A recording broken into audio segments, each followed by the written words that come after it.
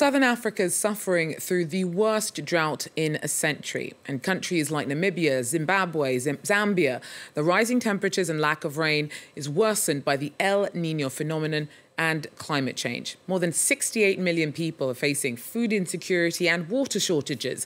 And the region, which relies heavily on hydropower, has also seen its supply of electricity hit hard. Hydroelectric dams provide more than 80% of Zambia's power, but they have dried up. It declared a national emergency back in February. And after months of blackout, the government has recently only been able to guarantee about 3 hours of power a day in parts of the country. Now, it's also removed VAT on some solar power products in the hopes of filling the gap. Diana Zulu works with the SolarAid charity and joins me now from Lusaka. Now, Diana, we'd hoped to get you in vision for this interview, but as we've just mentioned, their power supplies can be a bit unpredictable. So thank you very much for joining us on the phone. 17 plus hours a day without power. As far as you're seeing it, how are Zambians coping and what does this mean for their lives?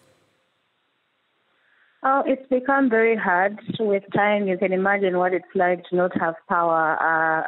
Initially, the official announcement is that we should have power consecutively for 3 hours, but that's not happening. Like today, we haven't had any, so I have no electricity. I'm in the dark. I also have no water, so it's very bad. The impact, obviously, is very huge. Now, solar sales have shot up.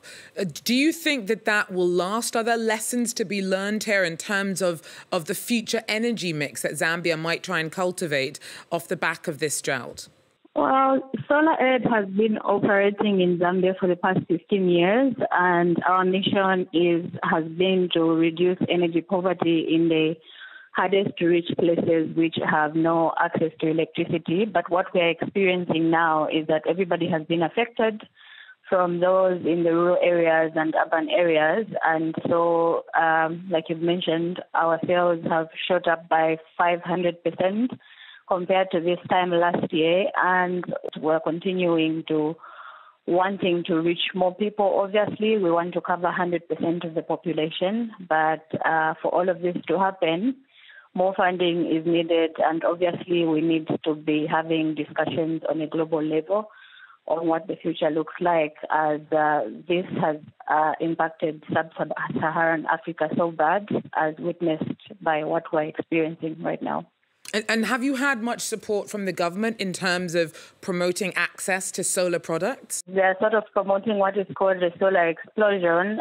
In the meantime, the immediate measures that they put in place is they have lifted all taxes and duties on solar-related products when you're bringing them in the country, but that's obviously tied to household use only.